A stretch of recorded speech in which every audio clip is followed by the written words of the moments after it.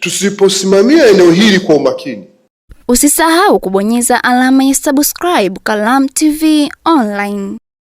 Hili eneo la maadili, mabadiliko tunayokusudia kuyafanya na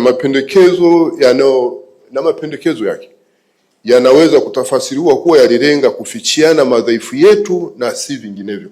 Na Rais Samia juzi kwenye ule tarehe 2 mwezi wa pili alituelekeza wala hata tusitumie vibaya uhuru wetu wa mahakama kufichiana, kwa kichaka cha kufichiana uzembe na udhaifu na rushwa na vitu vya aina hiyo. That is it. na sisi lazima tuishi ukweli mahakamani. Mahakamani wewe utakuwaje jaji, hakimu, ndani? You cannot afford kuwa mwongo. Kwa sababu wewe unaishi ukweli wa katiba na sheria za nchi. Alafu isitoshe tumekula viapo, Mungu atusaidie. Niwaambia mahakimu juzi kwamba sikilizeni, ninyi hamkuapa kwangu. Ninyi mlikuwa mnaapa mbele ya Mungu ambaye haonekani pale lakini yupo anawashuhudia. Na hamkusema kwamba Mheshimiwa Jaji Mkuu tusaidie. Mlisema, kila hii hapa alisema, Mwenyezi Mungu nisaidie. Tusimfanye Mungu, na hatupaswi kumchukulia Mungu kuwa poa. Ni wewe kumsikiliza na kumwona mtendaji mkuu huyu Profesa Ole Gabriel akifundisha kanisani. Kule kanisani kwao kuna amri ya pili inatoka kwenye kile kitabu cha Kutoka sura 20. Inaeleza zile amri za Mwenyezi Mungu. Anasema usilitaje bure jina la Mungu wako. Sasa haiwezekani unasema Mwenyezi Mungu nisaidie. Yaani tumefanya Mungu kuwa poa. Tunamchukulia poa.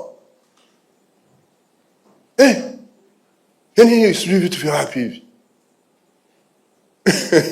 Tusimchukulie Mungu poa. Uwezo ukainvoke jina lake, alafu baada hapa ikawa business as usual. You are courting disaster and a curse on yourself and your posterity. Mheshimiwa Salma, nimekuwa mkali sana au namna gani? But that is the case. Kwa sababu Mungu alishasema usitaje bure jina Bwana Mungu wako. Kuna watu wa Msoma wale sitasema mambo yao. Kuna wengine wanamwabudu yule nyoka anaitwa chatu. Kama wako hapa wanajitambua, ndio Mungu wao. Huko Msoma huko. Yaani wanawake wakikutana na yule nyoka, na hasa kama wananyonyesha au ni wajawazito, akirudi nyumbani hawezi kusema kwamba nimekutana na nyoka anaitwa chatu. Atasema naona Dr. Mtuli anafahamu. Atasema nimekutana na lapolini. Ile lugha ya jamaa anasema sitasema, nadhani lugha sifahamu vizuri. Sasa yani hata kujitamka tu ile nyoka yule hatamki jina lake.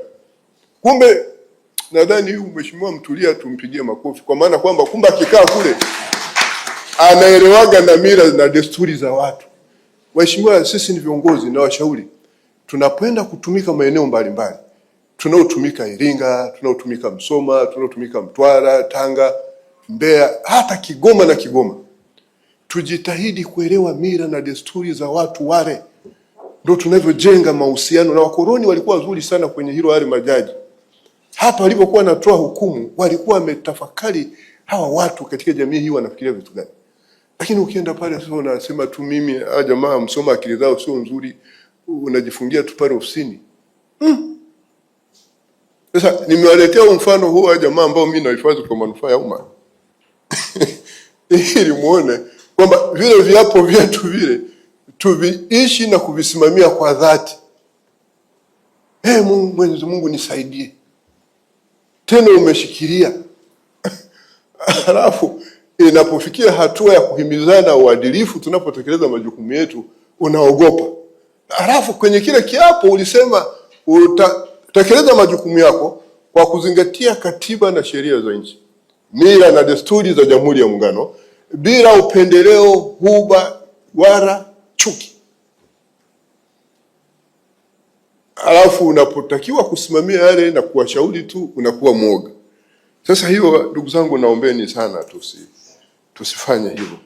Na hata kwenye hotuba yangu hii ninachokifanya mimi ninawafunda tu. na wafunda. Wale watakaoyazingatia haya ninayoyasema, Mungu ataendelea kuwabariki sana. Usisahau kubonyeza alama ya subscribe Kalamu TV Online.